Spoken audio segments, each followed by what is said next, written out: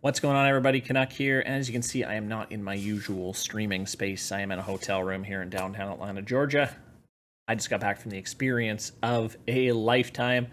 I got to play PGA 2K23 early at an event at East Lake Golf Club.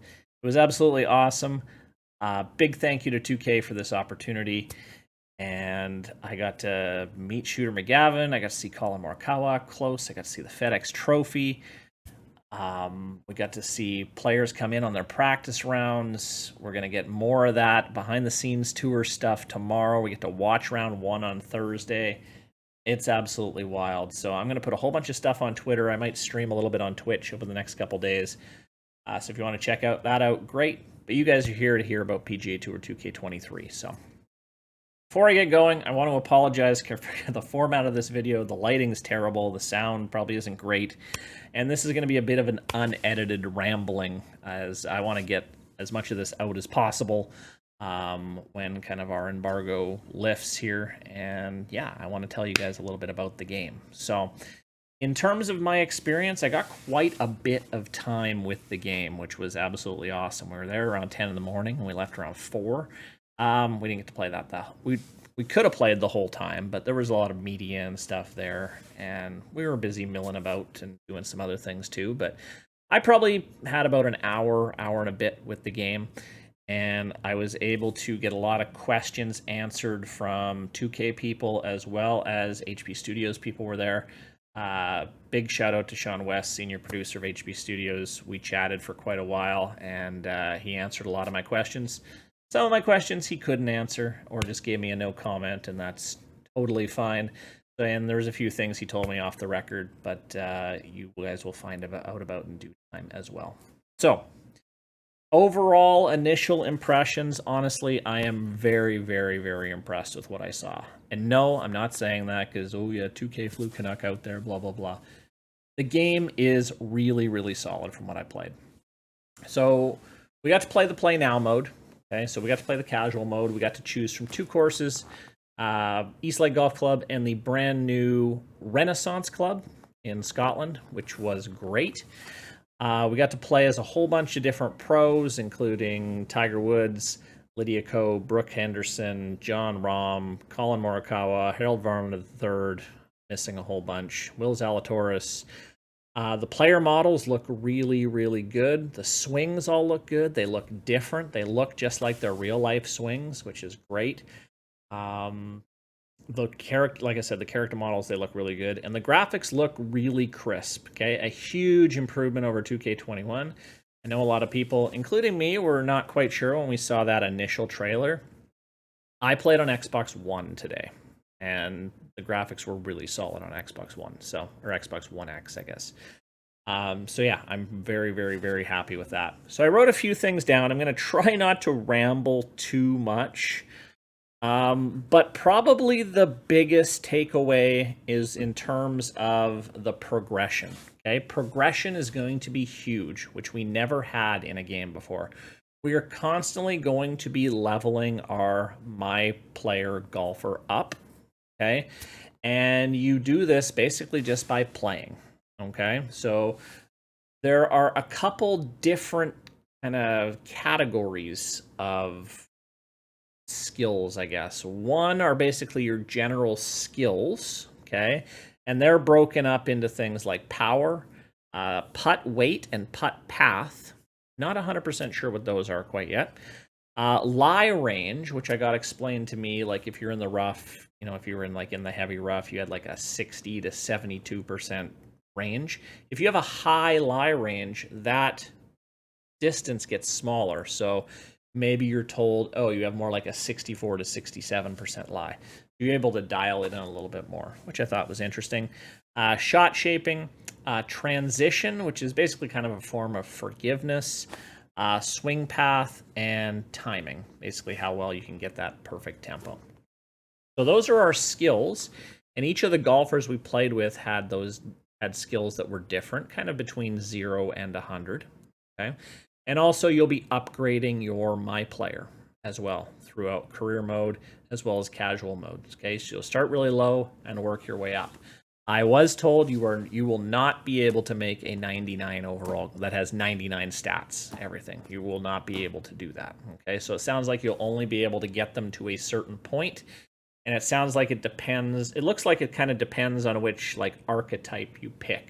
Okay, so there's taking a lot from NBA, which I kind of like. In addition to these skills, or sorry, these like stats, we also have what are called skills. Did I call the other one skills? Anyway, these are different. I know it's confusing. And these are these kind of change as the round goes on. Okay, they're kind of like badges in NBA 2K, and they're dependent on what club you're hitting. So if it's a wood, a driver, a hybrid, an iron, a wedge, or a putter. So these skills are also, you can level them up. So Tiger Woods, for example, has some level 2 and level 3 skills, and some level 1 and some level 0 skills. And so it really depends on the golfer you're using. You can upgrade them with your golfer as well. Okay? And they're very interesting. Like I said, they turn on and off depending on how the round goes. So I wrote one down, for example. So like there's a driver one. Okay, it's called Tea Time. Okay, and this will basically level up. So normal shots, normal shots, so not chip shots or anything like that, will receive what's called a timing boost off the tee. My guess is that's going to be allows you to maybe hit that perfect tempo a little bit easier. However, that boost will only turn on if you're hitting bad timing like 4 times in a row. Okay. If that happens, then you will get that boost. Okay, that badge will be activated. It will deactivate once you hit a fairway. Okay, so it's not like you can have all the badges on at once. All right. There's also, a more positive one for, for woods. There's one called Human Metronome, and this is also a timing boost related one. And if you have good swing timing of 4 times in a row, okay, you will get this Human Metronome boost, okay, which will probably allows you, again, a little bit easier to hit that perfect shot. Okay, but if you have poor swing timing, then it drops down. Okay, so you get rewarded for good things on the course, but if you're struggling, these boosts will turn on as well. Also, these skills or badges or whatever, there's some passive ones that will always be on as well. So it will be very, very interesting to see how these work out. And I talked to Sean quite a bit, and he feels like they're quite balanced, and people are going to feel like they found a meta, for example, but he doesn't see that happening. Who knows? But anyway, that's kind of the what I got from him. So this is going to be really cool, and progression is going to be a big thing. Another thing related to progression that's going to be interesting is that progression offline moves online as well. So if you're playing casual rounds in offline career and stuff a lot, and you're leveling all that stuff up, that carries over to your online societies. Okay? PGC Tours people, put 2 and 2 together there. Okay? That's going to be interesting. All right. Now, will you have a massive boost in your online societies? I don't know. I can't answer that at this moment, but not every player will be exactly the same. Okay, it's not going to be all based on your stick skill. Okay, there will be attributes that you may have already built up that give you a bit of an advantage. So that'll be interesting. See what happens there. Okay. In terms of other swing, I got to try the 3-click swing, and I have to tell you, this is my new favorite swing. I spent most of my time on 3-click today. And 3-click's not the traditional, it's on a line and you go click, click, click. It's basically, I'll try to describe this to you best I can. It's a circle down at the bottom, and you basically press and hold, and the circle will kind of get bigger, and you have to release it basically in the middle. Okay, if you release it too early, it's not good. You release it too late, it's not good. You got to get it right in the middle. Once you release it, then another indicator will kind of swing towards the middle of the circle, and you got to try to get it right on. And then it'll simulate a downswing, and you have to click it again. So it's not a click, click, click. It's more like a click and hold, release, click, click, if that makes any sense. I had a lot of fun with it. Okay, will this be a new mode for a lot of people? It might be. Okay. I didn't really find out if it was like, could you lock a swing to a society? That I wasn't too sure about, or wasn't really answered. But again, that's just something we'll have to find out a bit more about. Splash shots are there for bunkers only, which is cool. Punch shots have returned, which is awesome. We didn't have punch shots in 2K21.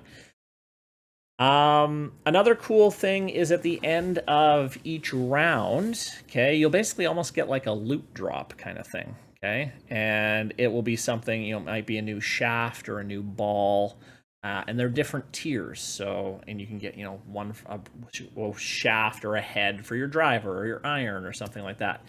So those can be kind of attached to your, I guess, loadout per se as part of your golfer. So that's pretty cool there. In terms of golf balls, okay, a lot of people were wondering, oh, these consumable golf balls, are we going to worry about that? Are we going to run out of golf balls or pay for golf balls? In short, don't worry about it. Okay, you're never going to run out of golf balls. Okay, the golf clubs the balls run out after an 18-hole round. Okay, it sounds like it's pretty easy to amass these golf balls just by playing. Okay, so it's not like you're going to have to buy balls or it's like a pay-to-win model. Okay, I was told more than a few times that this is not a pay-to-win golf game. Okay, there's no mechanics in there for that. Okay, so rest easy about that. It's not that kind of game, so that's good. What else do I have here in terms of gameplay? I think that was about all I can talk about. And it is getting, like, it's definitely more arcadey, okay? And I think that's a good thing, okay?